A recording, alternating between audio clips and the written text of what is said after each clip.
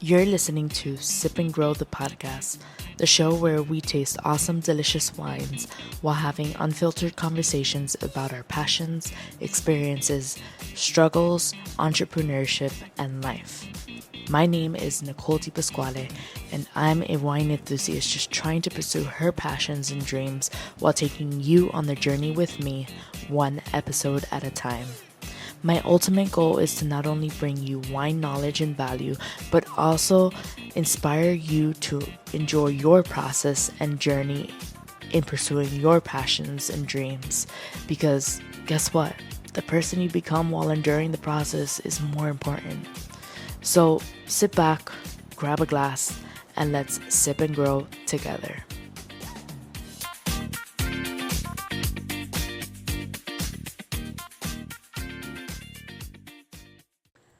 Hello, guys, and welcome back to another episode of Sip and Grow the podcast with me, your host, Nicole Di Pasquale. Hey, um, I'm super stoked for today because, so if you didn't know, Eataly opened in Miami about a month ago, I think. Yeah, a month and a half ago, I think.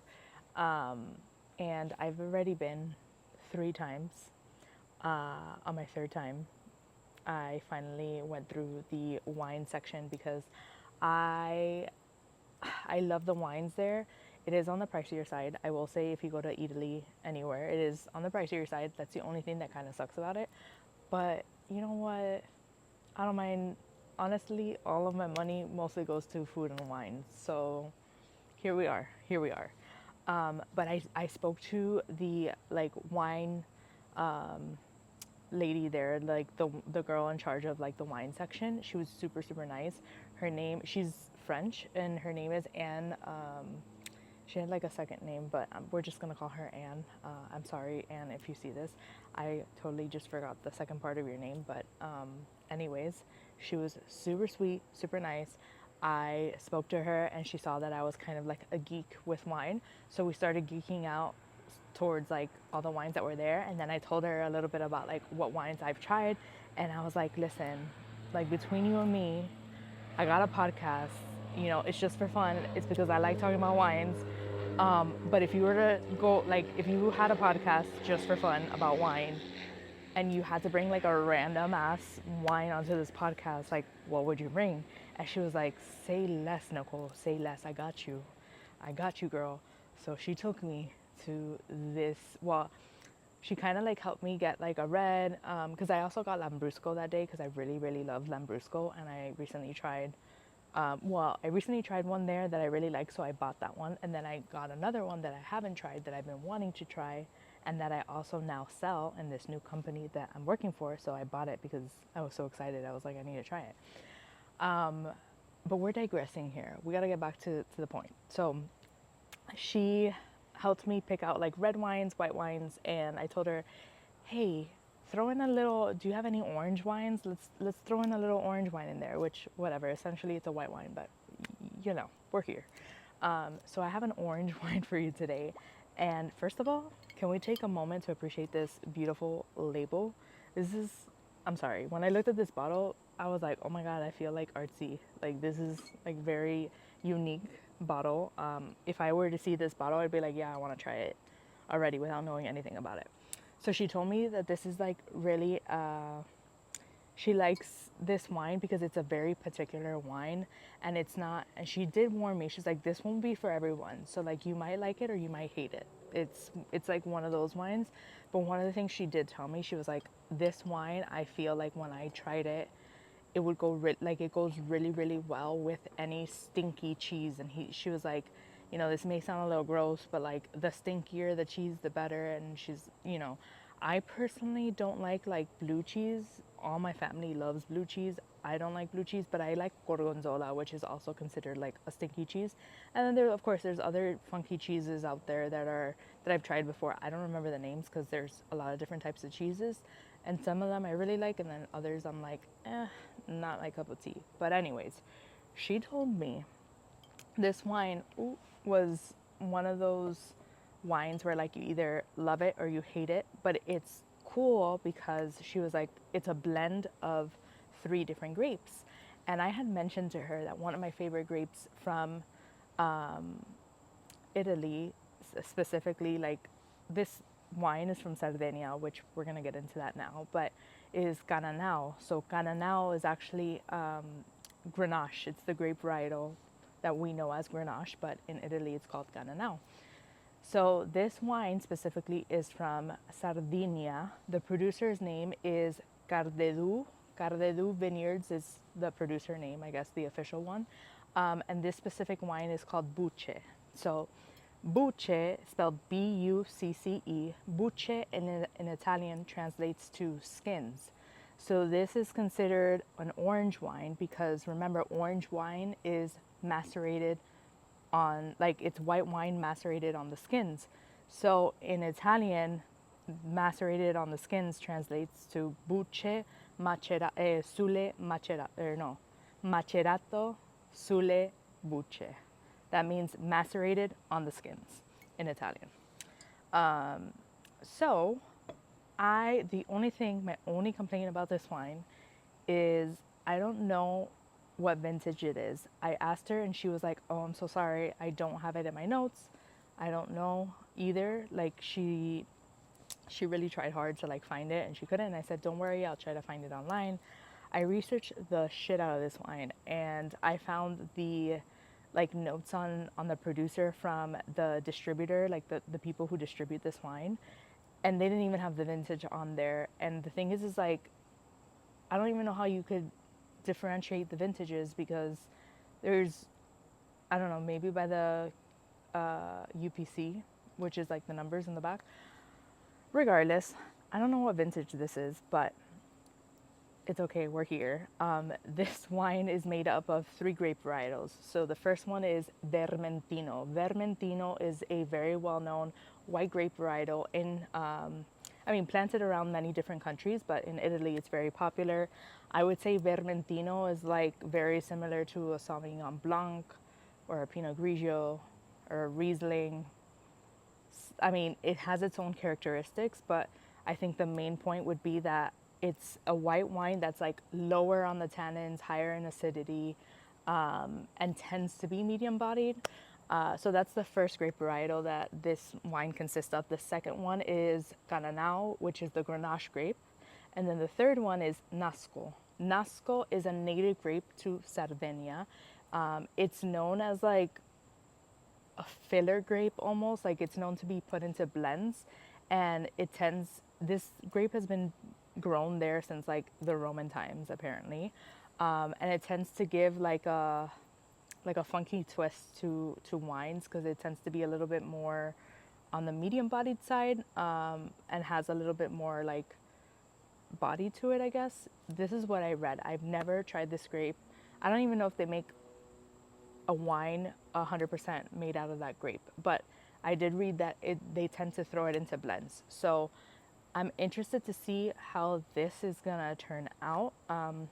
What their process for making the wine is they harvest the Vermentino and Nasco grapes first. So they harvest them together, and then what they do is they leave the skins like on. They leave the wine macerating on the skins for the first 2 days, or the first 2 nights, if you want to call it that way, and then the rest of the fermentation, like they'll take it off the skins and then finish the fermentation. And then Cannonau, which is the Grenache grape. Remember, Grenache is a red grape varietal. So like those tend to be like red grapes tend to be harvested right after white grapes, just because like you have to harvest the grapes when the grapes are ready. So like usually they tend to be harvested after white grape varietals, and in this case, Cannonau is harvested a couple weeks after the Vermentino and Nasco grapes are harvested. And then that one is they literally press it after like leaving. They press it right away and leave it on the skins for a couple of hours, and then they ferment the wine. So they don't leave it on the skins very long, which kind of makes sense because it is red wine. So like you don't really want a lot of, because I feel like if you left it longer on the skins, it would be too dark, and then the blend wouldn't look the way it does right now.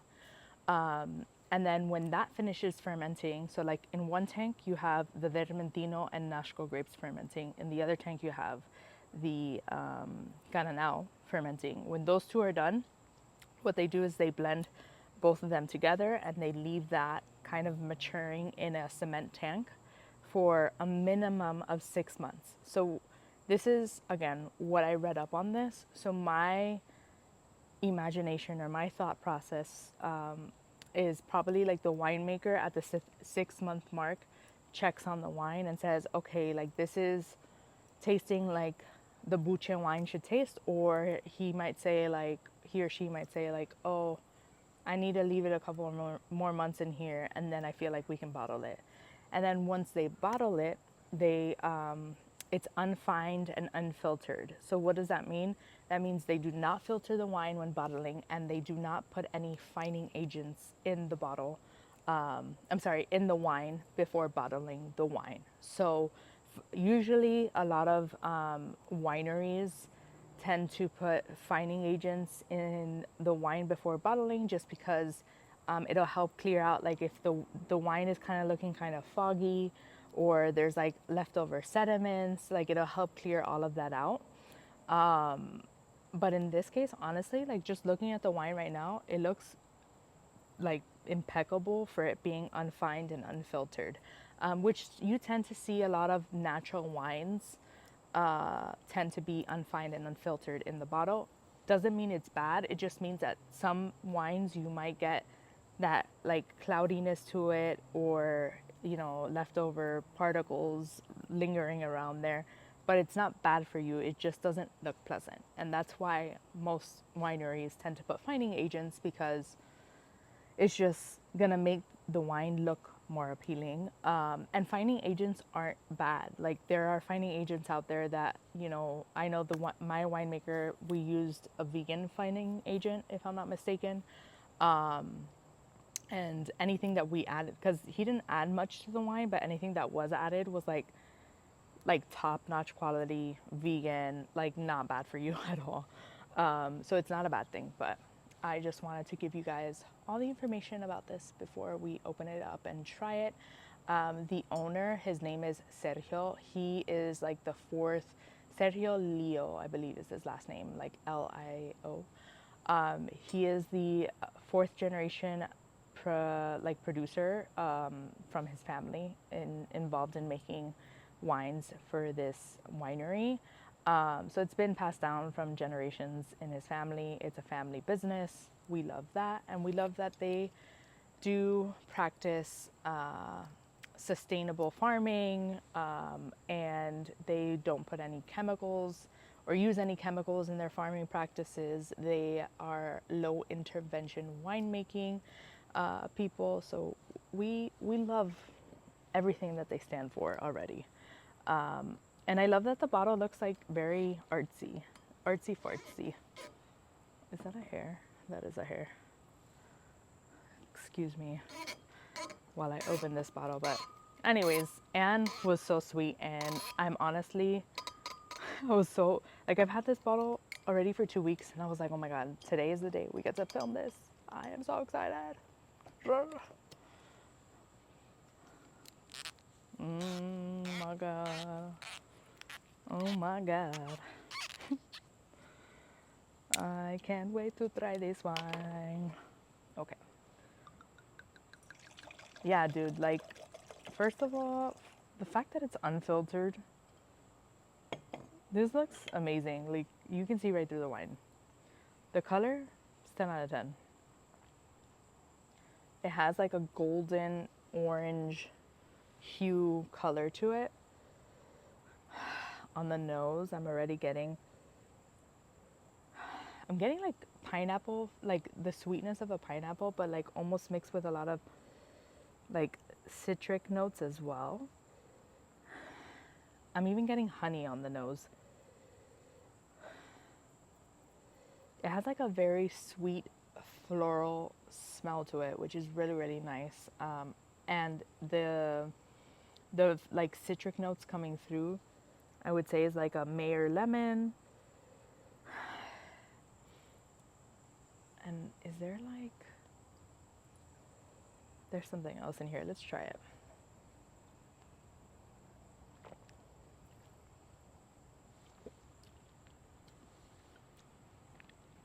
Oh my God. This is okay. So I really like this wine. I would say it's medium bodied, high, like higher on the acids, so highly acidic, lower on the tannins. Um, I think the structure of the body is probably coming from the Cannonau. It's so interesting because I'm like, hold on.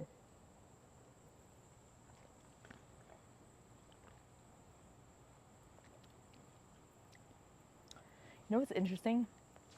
On the nose, I was getting like a lot of pineapple and honey notes, but then on the taste, I get like green fruit notes and like citric notes of I definitely get the lemon coming through, but also like lime is in there too, and like I almost feel like green apple, a crisp pear, and it's so refreshing. Like you just want to keep drinking it, but it is medium bodied. It's not like a light white wine. It's a little bit heavier on the body, but I'm not mad at it.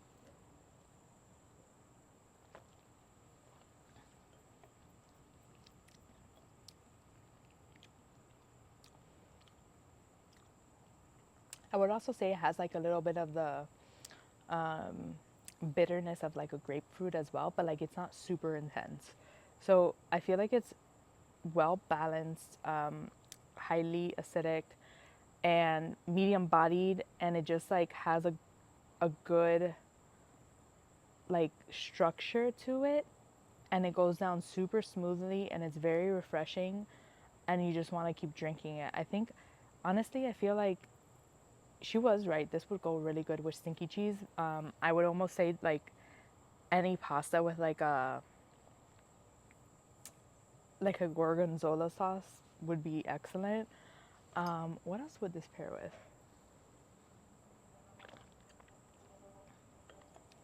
Honestly, I wonder how this would do with. Mm, it might be too.